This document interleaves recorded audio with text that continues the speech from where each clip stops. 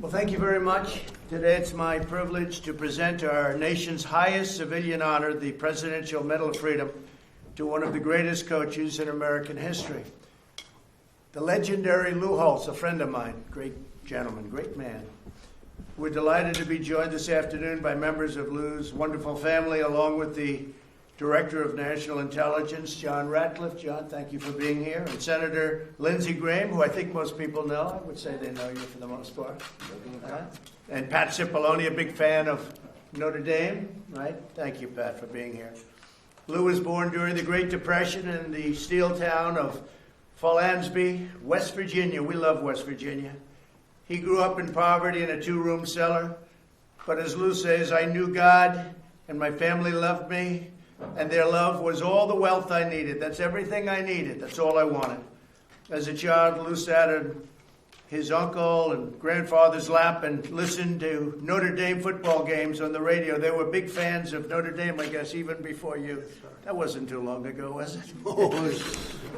They were big fans, and so he learned at an early age about Notre Dame. At the age of 9, he took the field in his first game. He then played throughout high school, and Lou went on to attend Kent State, where he did very well on an ROTC scholarship. After graduation, Lou served as an officer in the United States Army and then pursued his dream of coaching. He wanted to be a coach right from the beginning because he knew he was a leader. He didn't have to say it. He knew he was a leader. In 1961, Lou made what he described as the smartest decision of my life. And I knew your wife, and I will tell you that was your smartest decision, right? We got to know her well. She was strong and good. He married his wife of 59 years. Beth passed away just a short while ago, and it was a very tough time. I will tell you, it was a very tough time for Lou and the family, but we know that she's looking down from heaven right now with incredible pride. She's so proud of this man. I got to know her over the last few years, and she was a great woman, but she's looking down right now. She's very proud of you, Lou. In 1969, Lou became head coach of William and Mary, and over 3 seasons, he won the Southern Conference and led the Tribe to their first bowl game in 22 years. And by the way, and I have to tell you, when we were researching this out, I knew he was supposed to be a good coach, but I didn't know how good he was because these stats are very amazing. You'll see. I was really very impressed, John. I will tell you. Lou then became head coach of North Carolina State, which had won only 9 games over the previous 3 years. Not too good. He took it over, and under Coach Holtz, they won the ACC title and achieved the highest national ranking in NC State's history. Lou went on to coach, and so I guess you were making a lot of money by this time because they were trying to get him to go to all these different schools. He was a hot coach. Nothing like being hot, right? He had his choice. He had his choice of going to a lot of different places. Lou went on to coach at the University of Arkansas. He built the Razorbacks up from a 5-5 record into a top 5 team in the nation. They won everything. Lou left Arkansas with the best win-loss record ever and a very fat bank account. He then coached at the University of... You were making a lot of money all of a sudden, huh? I know how that works. He then coached at the University of Minnesota, which was ranked dead last in the Big Ten. Before he signed his contract, he prayed, and then he did something that was unprecedented. He inserted a clause with great negotiation talent, which he has, they call today the Notre Dame clause. It stipulated that if Lou did really well and went to a bowl game, he would be free to go to Notre Dame should they ask him to go. So he had something going, right? You great football player, you are some player, I tell you. You are something. You and you weigh about 30 pounds less than you weighed when you played in the NFL, right? I'm very impressed. In just 2 years, he secured a top 20 ranking and propelled the Golden Gophers to victory at the Independence Bowl. So he was on his way to Notre Dame. He knew it. Nobody else did. I guess the Notre Dame officials knew it. He was offered a coaching job at Notre Dame immediately. And he also took it immediately, as much as he loved the team that he just left. When he became the head coach a year later, the Fighting Irish were a losing team. They were doing very, very poorly. Lou got to work and quickly returned Notre Dame to the status of a football powerhouse and the legend that they were. At the end of Lou's first season, the team faced off against their arch rivals, the University of Southern California Trojans. The Fighting Irish were down 17 points in the fourth quarter, but they soon pulled off Notre Dame, one of the greatest comebacks in college football history. They scored 2 touchdowns in less than 8 minutes and then kicked a field goal in the final 2 seconds of the game. At that moment, Holtz said he felt the spirit of Notre Dame. He loved Notre Dame. And do you still remember that game? Oh, very well. My son roughed the punter. No, I can't. You weren't too happy about that. Oh, no. I understood why certain species of animals devour their young. So your son has a little of you in him. For the next decade, the Fighting Irish won 80% of their games and went to 9 consecutive New Year's Day bowls. And in 1988, cover of Sports Illustrated said, "Notre Dame is back." Notre Dame is back. He was on the cover of Sports Illustrated and many other covers. Notre Dame remained number 1 in the country for the longest stretch in the school's history. See, I didn't know all this stuff. I knew you were a great coach. I didn't know you were this good, to be honest with you. This is beyond a great coach. So you had the longest streak in the history of Notre Dame at number 1. What do you think about that, Lindsay? Sounds like you in the Senate. Yeah. So we don't. He had an easy race. You know, he had an easy race. The problem was his opponent had $140 million. That was a record, I guess, was that, huh? Guess what? Here's Lindsay. During the tenure at Notre Dame, Lou coached a record number of games, secured 100 victories, and delivered Notre Dame's most recent national championship. So he did some job at Notre Dame. Then Lou became the head coach at the University of South Carolina, which he loves. He loves South Carolina, which had won only 1 bowl game in 108 years. He was going to take it easy, and then he gets another offer. Man, oh man, I'm watching that money just pile up. He was going to go and just relax now. He did his thing at Notre Dame. He won national championships, the longest streak. Then he goes to University of South Carolina, and I can imagine why. You do like money a little bit, don't you? He was offered a big deal. Lou tripled that number and secured a top 20 ranking immediately.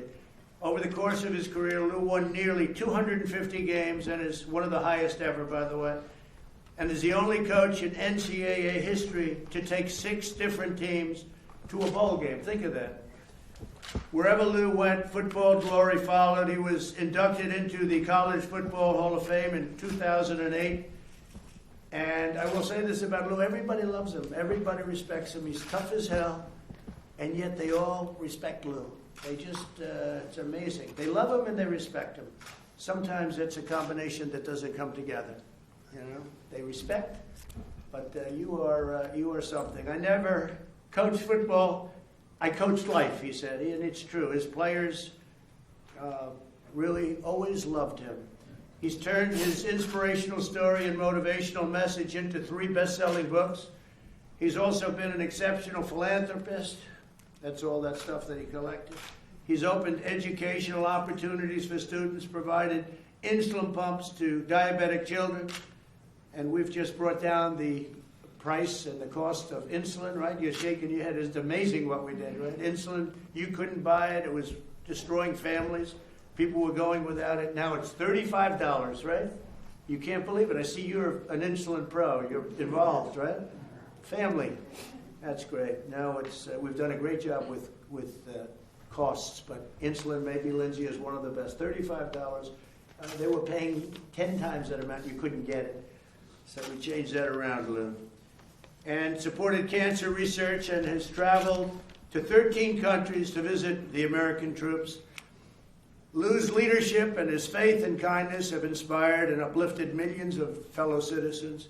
He's one of the greatest titans in American football history, and his towering reputation will endure forever in the chronicles of athletics, but more importantly, in the chronicles of life, because he's really a life teacher. That's what he is. He's a life teacher. He teaches people how to live and how to live properly and how to live with dignity. So I'd like to now ask the military aide to come forward and prepare for me to give our highest medal. We have the Congressional Medal of Honor and we have the Presidential Medal of Freedom. And I will say I give away a lot of Congressional Medal of Honors, and that's a tough one to get, you know? That's a tough one to get because they come in with, when they come in, a lot of times, mostly they can't come in for obvious reasons, but they come in, they're unbelievably brave people, and they have had more bullet holes and bullets shot at them and in them. That's a Congressional Medal of Honor. Your route is a much easier one, I have to say. As tough as it may have been, it's a much easier one. I always say that about the two. I'll remember that. Your route is a much easier, the Presidential Medal of Freedom. So I'd like to ask first Lou to say a few words, and then we're going to present. Thank you very much.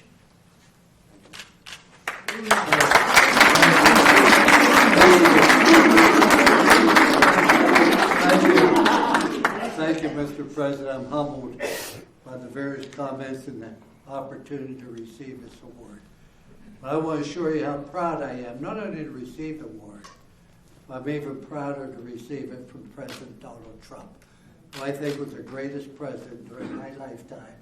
And the things you've done for this country, giving people the opportunity.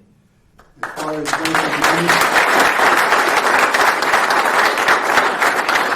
do have to correct one thing, Mr. President. You talk about making money.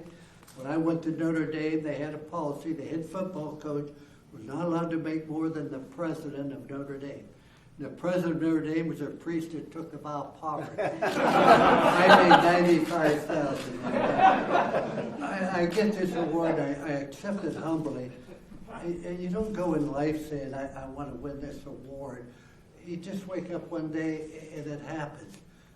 But this award, as great as it is, does not define who Lou Holtz is.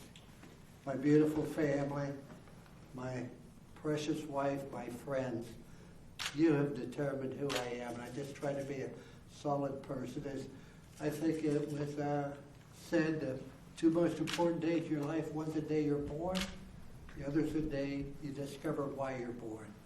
And when we discover we're born basically to help other people to overcome problems and difficulties that are going to come our way.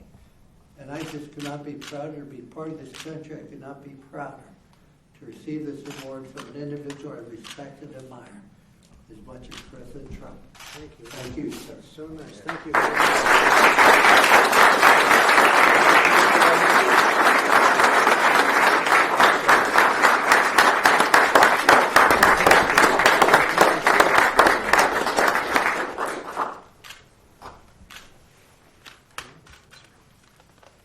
Attention to orders. Lou Holtz, an American sports legend, is awarded the Medal of Freedom. A member of the College Football Hall of Fame, Coach Holtz's achievements include 249 wins, 12 bowl game victories, and a national championship. He is the only football coach to lead 6 different programs to bowl games. His tenure at Notre Dame was historic, securing 10 straight winning seasons and the 1988 national championship. Off the field, he's a staple of sports television, a powerful motivational speaker, a devout Catholic, and a dedicated philanthropist. The United States proudly honors Louis L. Holtz for his contributions to our nation. Signed, Donald J. Trump, the President of the United States of America.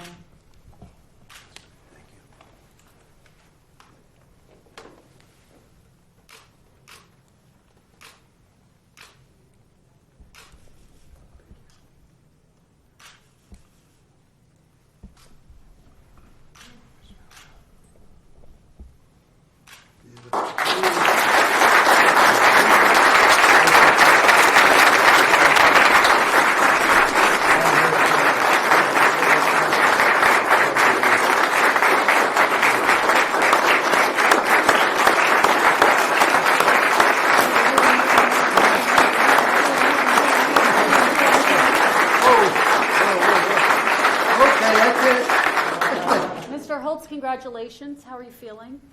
I feel so indebted to so many people in my life that had such a positive influence on it. For a guy that graduated in the lower third of his high school class, I feel fortunate to be able to be here, but also to be part of this great country and to be next to an individual that I respect as much as him. So I say that you've honored a lot of people. You go look at all the people and Tiger Woods and Jack Nicklaus. They recognized for what they did. I'm recognized for what other people did. I never made a block or tackle, but I did try to teach people to make good choices. That's all I've ever tried to do, but thank you. Such a great statement.